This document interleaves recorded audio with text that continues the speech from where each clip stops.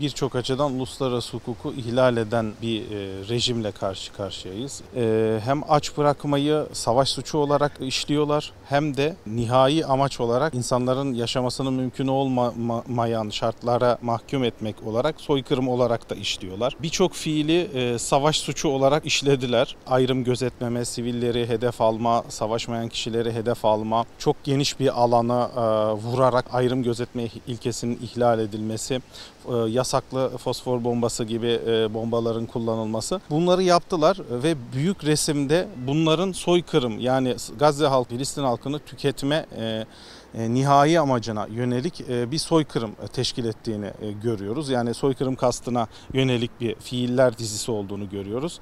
Bu sistematik savaş hukuku ihlallerinin, insancıl hukuk ihlallerinin, insanlığa karşı suçlar bakımından da, yani bunlar Uluslararası Ceza Mahkemesi'nin yargı yetkisine giren fiiller. Dediğiniz gibi yani İsrail'e bu konuda teminat veren bir Amerika var gibi. Zaten Amerika'da Uluslararası Ceza Mahkemesi'nin işlerliğini kendisi bakımından etkisiz bırakmaya yönelik birçok hamlede bulunmuştu. İşte Amerikan askerlerini diğer ülkelere iade etmeme anlaşmaları veya Uluslararası Ceza Mahkemesi'ne teslim etmeme şeklinde anlaşmalar yapmıştı ve ısrarla Uluslararası Ceza Mahkemesi'nin yargı yetkisinin kendileri bakımından olmadığını, bunu tanımadıklarını söylüyorlar. Keza aynı şekilde İsrailli yetkilileri de vermeyeceklerini, onları Birleşmiş Milletler'den aleyhlerine çıkabilecek herhangi bir kararı veto edeceklerini, bu teminatları verdikleri anlaşılıyor İsrail'e de. Fakat bireysel bazda ülkeler evrensel yargı yetkisine dayanarak bu savaş suçlarını yargılama yoluna gitmeye başladılar. Bu soykırım suçunu, savaş suçlarını, bu fiilleri işleyen İsrail yetkililerini yargılamaya başladılar. Bu yapılan yargılamalar sonucunda orada bu suçları işleyen kişiler o ülkeden çıkamayacaklar. Çıktıkları zaman da bu yargılamaların yapıldığı ülkelerde yakalanma riskiyle karşı karşıya kalacaklar. Bu şekilde ciddi yaptırımlar geliyor. Çünkü artık dünya kamuoyu bunun gerçekten adının soykırım olduğunu, yapılan fiillerin soykırıma yönelik olduğunu görmeye başladı ve Filistin'in tanınmasına yönelik batılı ülkelerde ciddi bir, Fransa, İngiltere gibi ülkelerde ciddi bir deklarasyonlar var. Ancak geriye kalan yani Filistin toprağı çok az olabilir. Gazze şeridi işgal edilmiş olabilir. Bunun da ayrıca bir değerlendirilmesi gerekiyor. Uluslararası kuruluşlar buraya insani yardım götürmekle mükellef. Yani işgalci güç olarak İsrail'in kendisinin zaten bunu yapması gerekiyor, konvansiyonlardan kaynaklanan yükümlülüğü olarak. Ancak uluslararası camianın ya da uluslararası topluluğun sorumluluğu süre giden bir soykırımı durdurmak adına buraya insani yardımın ulaştırılmasını sağlamaktı. Bunu da işte havadan atılan yardımlarla yapmaya çalıştılar ama biraz geç kalındı bu konuda. Ve havadan yapılan yardımların da işte çadırları yıktığı, oradaki bebekleri öldürdüğü gibi böyle bir durum da var. Dolayısıyla uluslararası toplum Gazze'ye insani yardımı ulaştırmak için bir Birleşmiş Milletler kararı alabilirdi.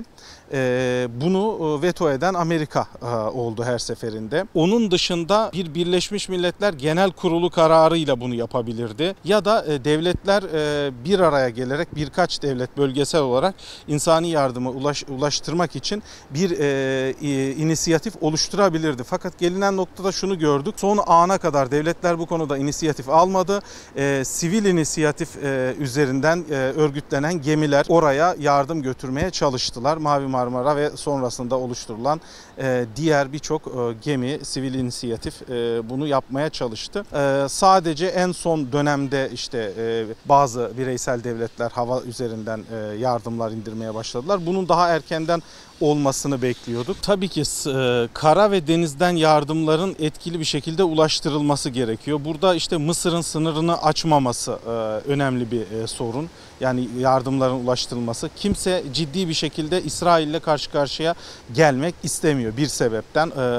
Bölge ülkeleri ve işte sınır komşuları. Çünkü İsrail saldırgan bir ülke. Filistin'i ve Gazze şeridini de bu saldırı, yani uluslararası hukukta aggression dediğimiz, tecavüz dediğimiz bu uluslararası tecavüz kapsamında abluka altına almış. Yani oraya yardımın ulaşmaması İsrail saldırganlığıyla etrafının ablukaya alınması sebebiyle oluyor. Bu saldırganlık, bu tecavüz ayrıca bir uluslararası suç ve Uluslararası Ceza Mahkemesi'nin bunun hakkında da yargı yetkisi var. Ve bu aktive edilme noktasında daha geniş kapsamlı ülkeler hakkında geçerli olabilmesi için de çalışmaları devam ediyor. Yani 2018 itibariyle aktive edildi ama daha geniş kapsamlı taraf olmayan ülkeler konusunda da uygulanabilmesi için bazı çalışmalar var Taraf Devletler Meclisi'nde. Dolayısıyla yani buraya yardımın hukuka aykırı bir olarak bir devletin topraklarını denizden, havadan kuşatmak ve buraya yardımın girmemesine sebep olmak zaten ayrıca bir suç oluşturuyor. Yani bu suçu işlediğinden bahisle, İsrail'in mütecaviz olmasından bahisle bir devlet oraya kendisi yardım gönderebilir. Aslında bunu yapabilirler ama bunu yapmak otomatikman İsrail'le savaşta olduğunuz, savaşta olmayı göze aldığınızı anlamına geldiği için herhangi bir bireysel devlet bunu yapmaktan kaçınıyor. Bunu yapamıyorsalar da işte bölgesel olarak bölgesel meşru müdafaa yapılabilir. Yani üçüncü devlet lehine bir meşru, kolektif bir meşru müdafaa yapılabilir ama bu konuda da bir araya gelinmiş değil. Yani oradaki başta sorumluluk alması gereken Arap ülkeleri bunu alamıyorlar. Arap ülkelerinin Amerika ile şu anda oluşturdukları konjonktürel yakınlık sebebiyle Arap ülkeleri bunu yapmıyorlar. Diğer ülkelerde, uzaktaki ülkelerde bu konuda iyi organize olmuş değiller. Yani ama sivil inisiyatif her zaman yapması gerekenden belki fazlasını yapmaya çalışıyor. Çok fazla bir bilinç oluşturuldu dünyada. Dünya çapında çok fazla insanlar bilinçlendirildi. Ama dediğim gibi yani hükümetlere bunun yansıması yavaş oluyor belli politikalardan dolayı.